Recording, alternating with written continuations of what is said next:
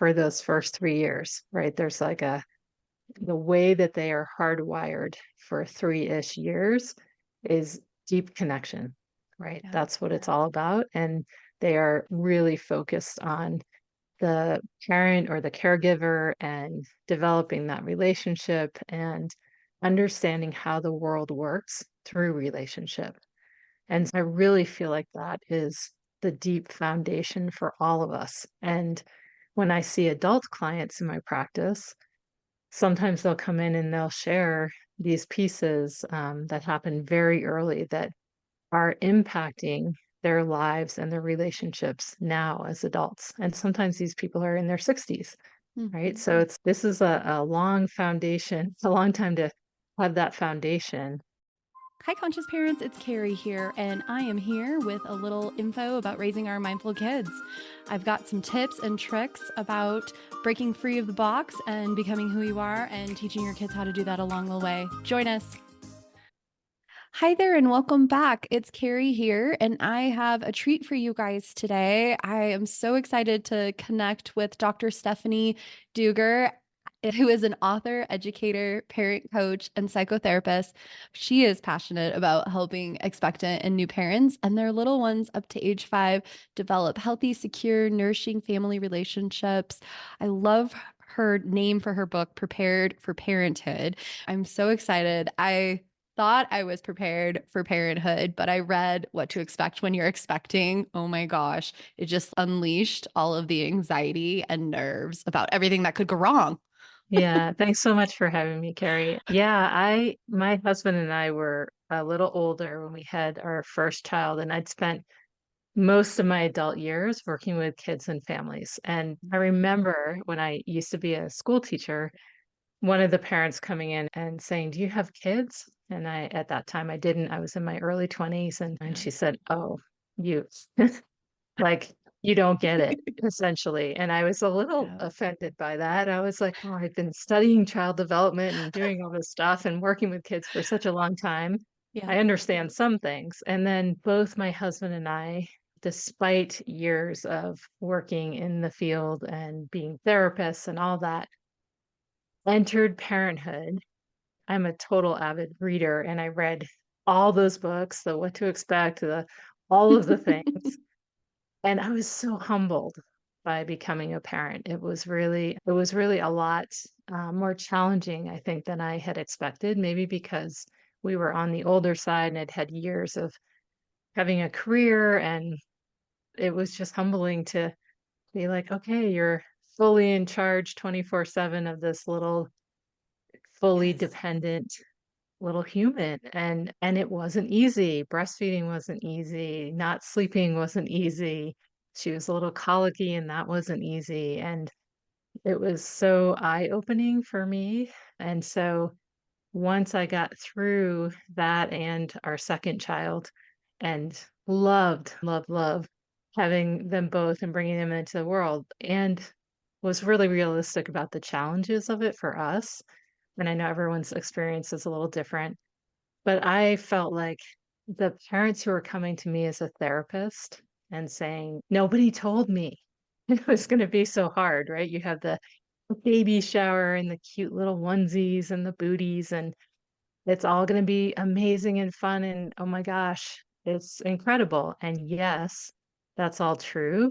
And except that it's all gonna be fun. It's not always all going to be fun. It's very hard as well sometimes. And so I found that I wish that I had some more preparation despite having many conversations with my therapist husband. You know, we were both therapists, we talk a ton. And so I started compiling the most often asked questions in my practice, Mhm. as well as the ones that I wish someone had asked me. And then I started putting them together with action items. And that's where I came up with Preparing for Parenthood, 55 Essential Conversations for Couples Becoming Families. And it's just meant to be open the book anywhere and have these thoughtful conversations with your partner. Or if you're a single parent, have these conversations with yourself of, what do I believe? What are my thoughts and values? And then think about how you want to do parenting together. And I really wanted to be clear about not giving advice in this book.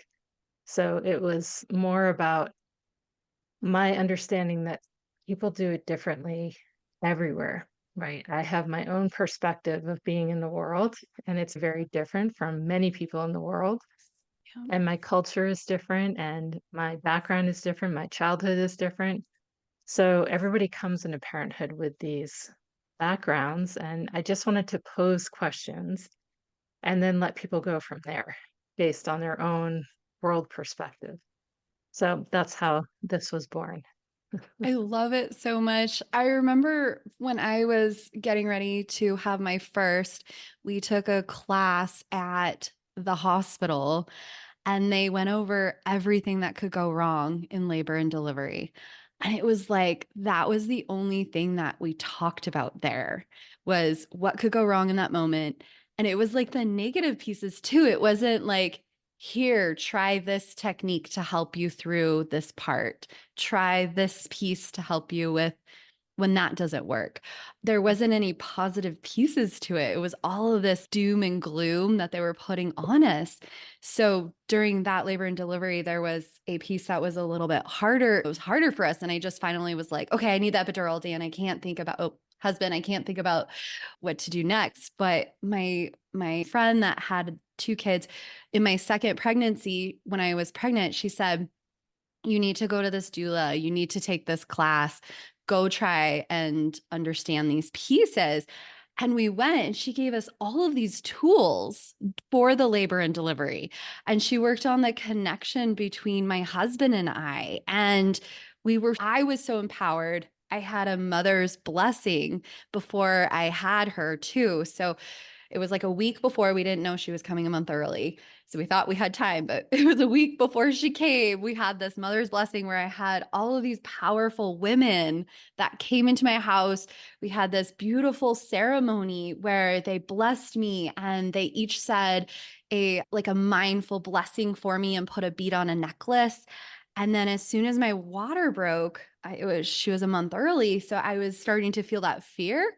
But I grabbed that necklace that these women had created for me, and I could just feel this feeling of peace and love and understanding, and everything's going to be okay. And so, even though that labor and delivery was harder, more intense, and more nervous making, Mhm. we had such a wonderful birth for her. And my husband and I were so connected. She ended up going to the NICU, and I was able to deliver her naturally, which was my goal. I had all of these tools and this energy and empowerment.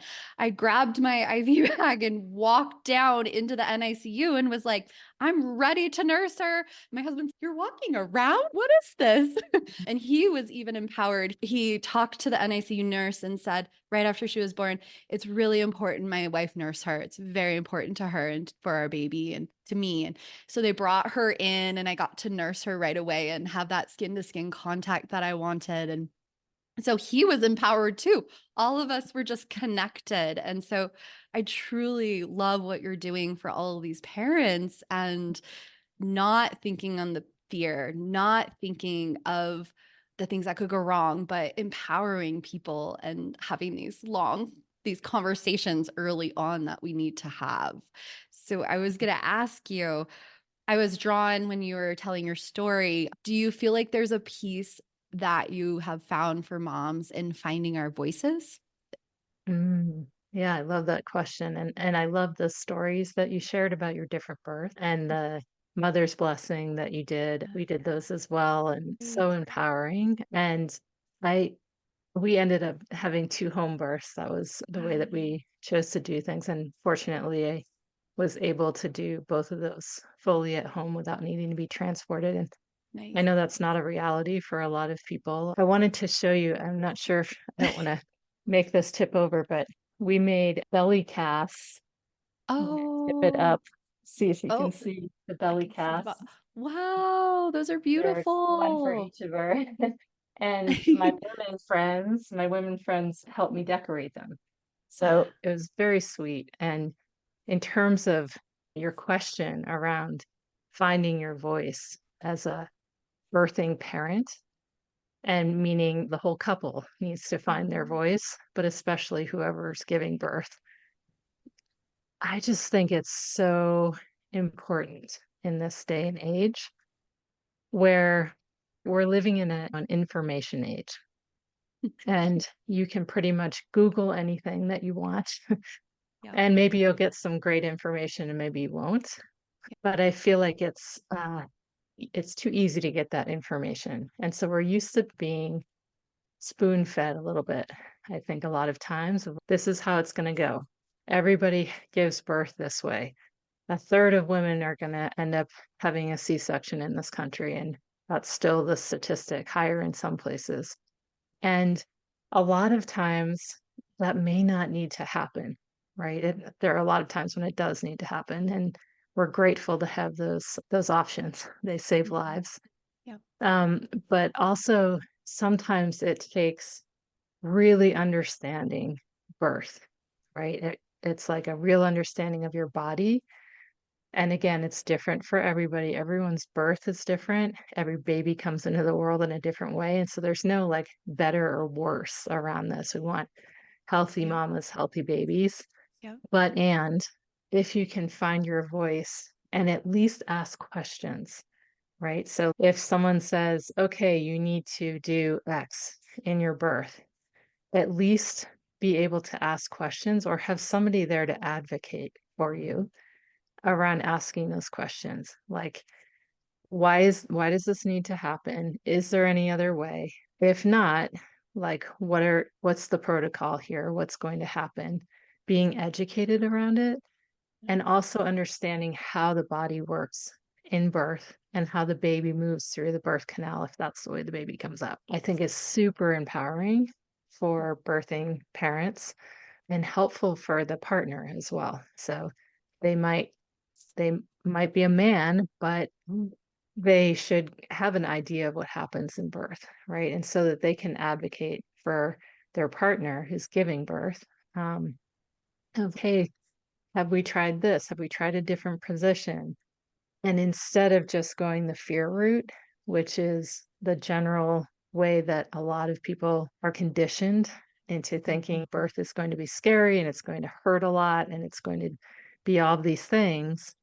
And instead of going that route and focusing on the fear, Yep. focus on what do you hope to have happened? Not that every birth is going to go the way that you hope it will. Babies got their own plan of coming into the world as well, but doing the best that you can to be like, this is my thought process on why I want to try to, for example, have a natural birth, maybe, right? Or this is the reason I'm really choosing not to do it that way because I have a ton of fear and I'm worried about this and that. And I know that if I have this medication, it will let me relax more. So just being really clear about what you're doing and giving voice to it. And again, having those advocates, whether it's a doula or a midwife or a partner, whatever, to share so that if you are in your birthing zone and you're maybe struggling to get your words out, somebody else is speaking for you. So, yeah, I love that question. Yeah, definitely. That was beautiful. And I'm going to transition a little bit because it came up. You and I were chatting. I was telling you I've been reading some information about a psychologist, a research psychologist, Dr. Lisa Miller.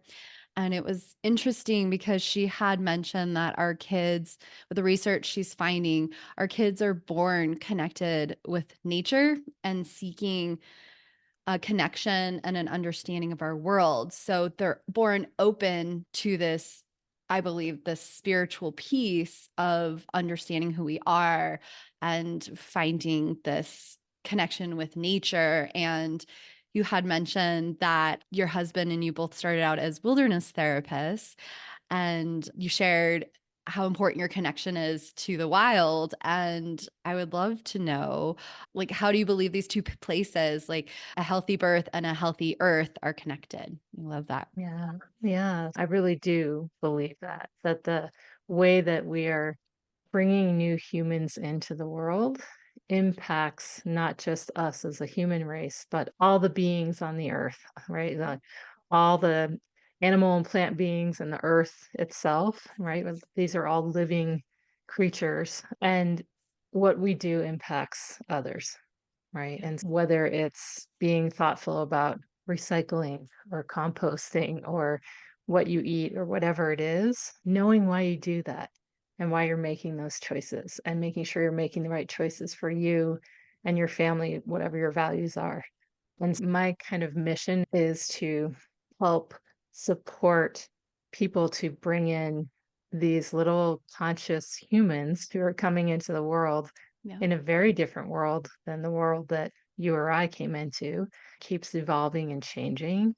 And we need to be thoughtful. Like the earth is Mhm. changing quickly and the world that we live in is changing quickly. And so knowing that we're all connected, knowing that we're Mhm. connected to each other, that we're connected to the earth and all the other beings on the planet, and potentially off the planet too, who knows?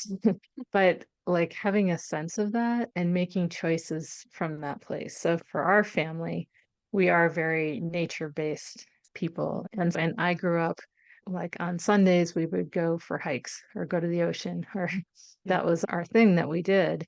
And so I developed a really deep respect for and just appreciation of the beauty that we're so blessed to live in here Mhm. and why we moved to where we live now, right near the mountains. Just having that sense of connection, I feel like is so important. And so being really, for us, really thoughtful about why why we're doing what we're doing, how we brought our children into the world, how we spend our time together, often in the outdoors.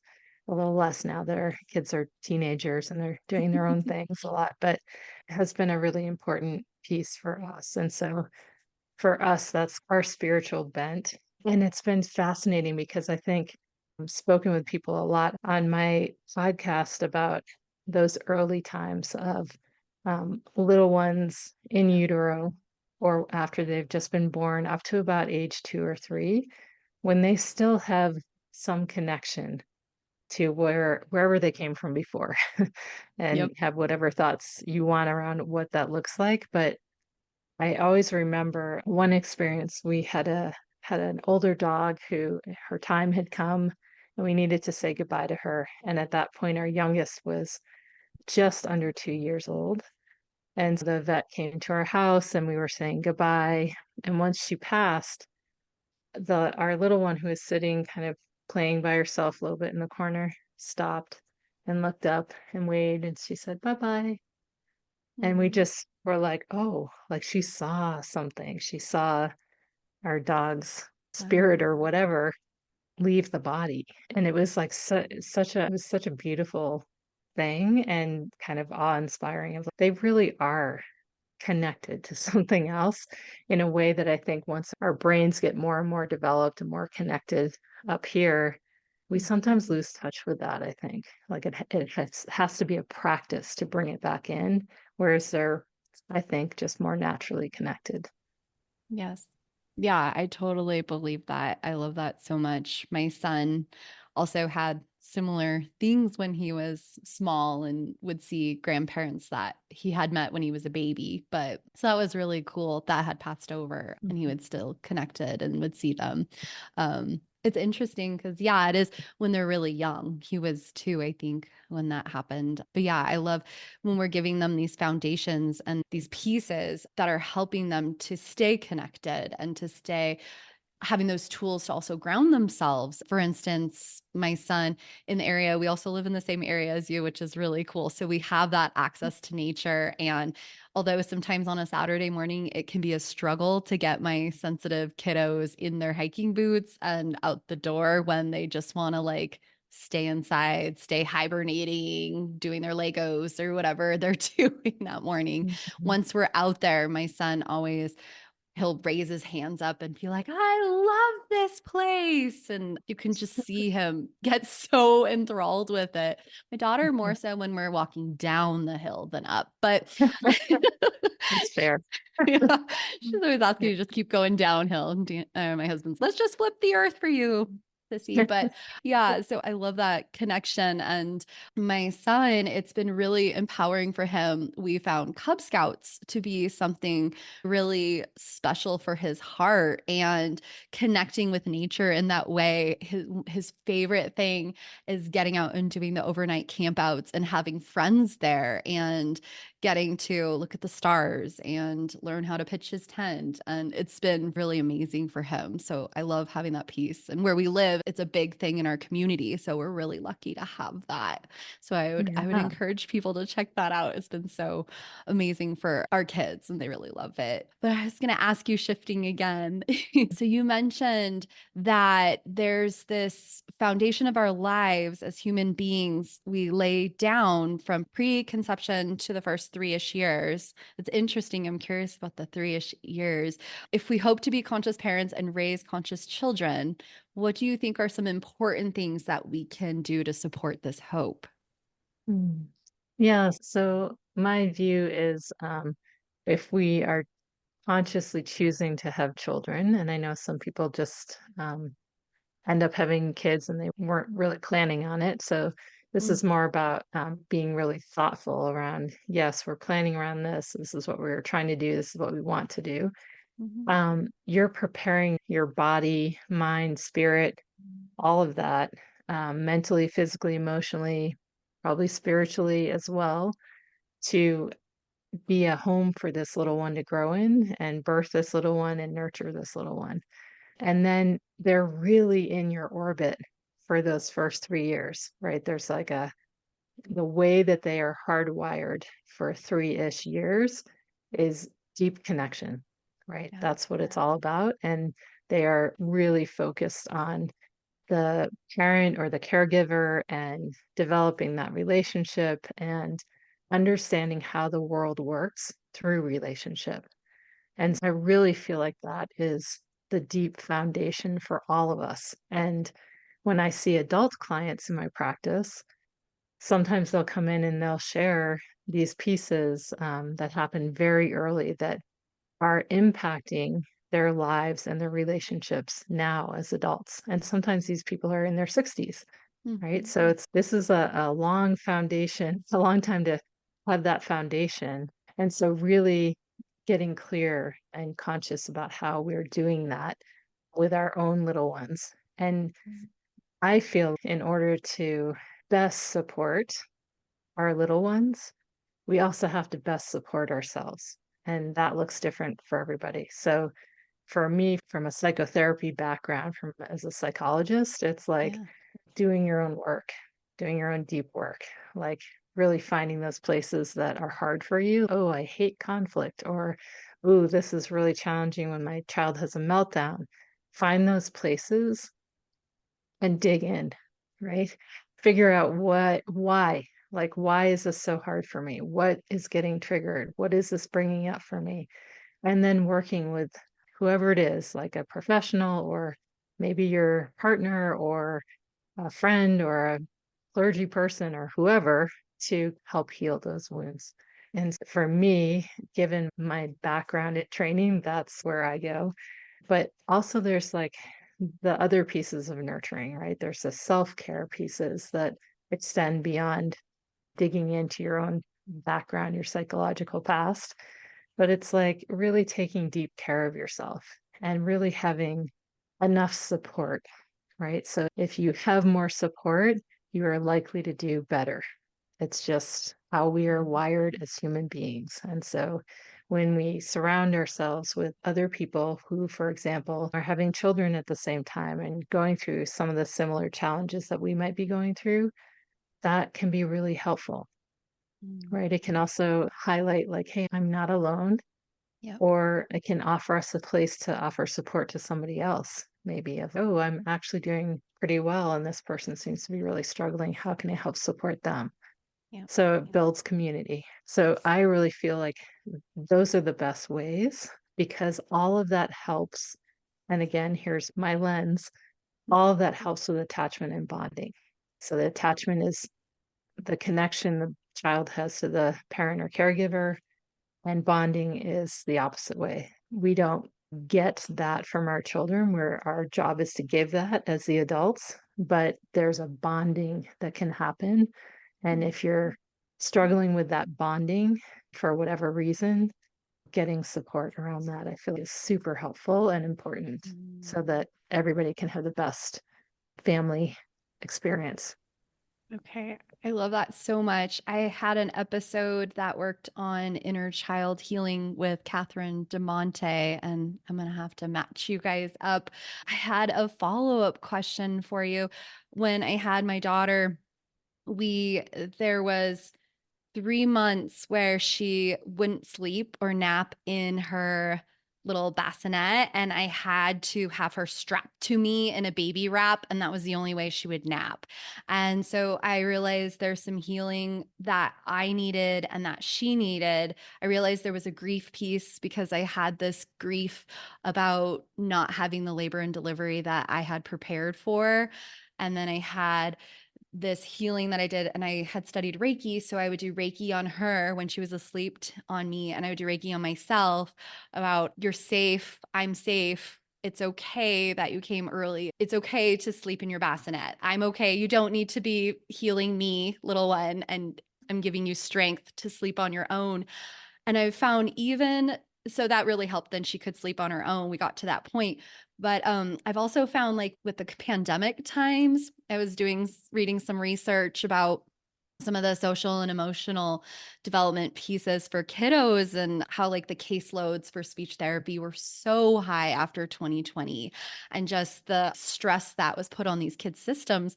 My daughter had a really hard time leaving me to go to preschool when she was 4, a really hard time going to kindergarten, a really hard time now. I haven't even really slept away from her unless she's been with grandparents. What do you tell people that are still struggling with this connection, especially after this pandemic phase? I feel like there's this little piece for these little ones that we often Uh, forget about. Yeah, I think you hit it spot on there. There's a lot more anxiety in children than we've ever seen in Mm, this country. It's happening all around the world, of course, in places where there's war and things like that. But I would say the best part of this is that almost everything can be healed. Not mm, everything, but right. almost everything. I would say 90 to 95% of things that happen can be healed and healed Mm, dramatically. I speak about this with parents of adopted children, right? So they mm, come in naturally to a family having yep. experienced loss. So you're automatically Right. having a child who is going to have grief and loss in their background when Yes. sometimes when they're very little. And so really focusing on getting that support to Mm, help heal those things, whatever the things are. If you had a baby in the NICU, if you had a challenging birth, if you got separated, there may have been, I've worked with people who have lost a partner or there's been a divorce or something, right? And they're trying to navigate helping their children move through those experiences. And there are so many trained professionals out there who can help with yes. that. Yes. And there are things that you can do for yourself, like you're saying with the Reiki, like you can Mhm. learn those tools to help support these little ones so that they can feel more secure and happier in the world and more in Yeah. connection. And I think those pieces are really important. And I always try to tell people the earlier you can do it, the better. As soon as you feel capable of, okay, I can manage this, I can start dealing with this loss or start navigating this hard birth or whatever it was, Yeah. do it Mhm. because you are giving your child and yourself such a gift moving through that and healing those pieces. It changes the trajectory of lives so that people don't come to a therapist like myself when they're in their 60s, right? Right. They're there when Yep. they're 3 years old with their Mhm. parent, or the parents come and say, hey, we need support. And sometimes that's hard for people, right? Some people have a hard time saying, I need help, but it's so gratifying because you can heal these pieces and then you can move on. And it's not like it never happened. You remember, it just doesn't have the impact on your life. Yes. Yeah, I love that. That's beautiful. Thank you so much, Stephanie, for being here today. And I would love for you to tell us the name of your book and your podcast. That's great. Thank you. Yeah, thanks so much for having me, Carrie. So, the name of my book is Preparing for Parenthood: 55 Essential Conversations for Couples Becoming Families. And then the podcast is a little different. It's Prepared for Parenthood. And all of my Instagram, Facebook, website, they're all prepared for parenthood. And so you can find me that way. And I'm so happy to connect with people if they reach out personally. I'll gladly connect with you and send an email back or return a phone call. So please feel free to reach out. Beautiful. Thank you so much for being here. Have a great day. Thanks, Carrie. You too. Well, that's a wrap. Thanks so much for tuning in, Changemakers. This is Carrie. And if you haven't done a review for us, 5 stars and a little few words about what you've enjoyed in our podcast episodes, we would really appreciate it. If you guys would like to ever message me, I would love any questions you have or any feedback at info@hearttoheartlife.com. We also have a brand new website, which we're super excited to share. It's hearttoheartlife.com. Thanks so much for tuning in and happy life, happy times, Changemaker families. Please remember that the information shared on this podcast is educational in nature and does not constitute licensed mental health advice. If you need such advice, you should speak with a licensed professional about your unique situation. Thanks so much, happy listeners.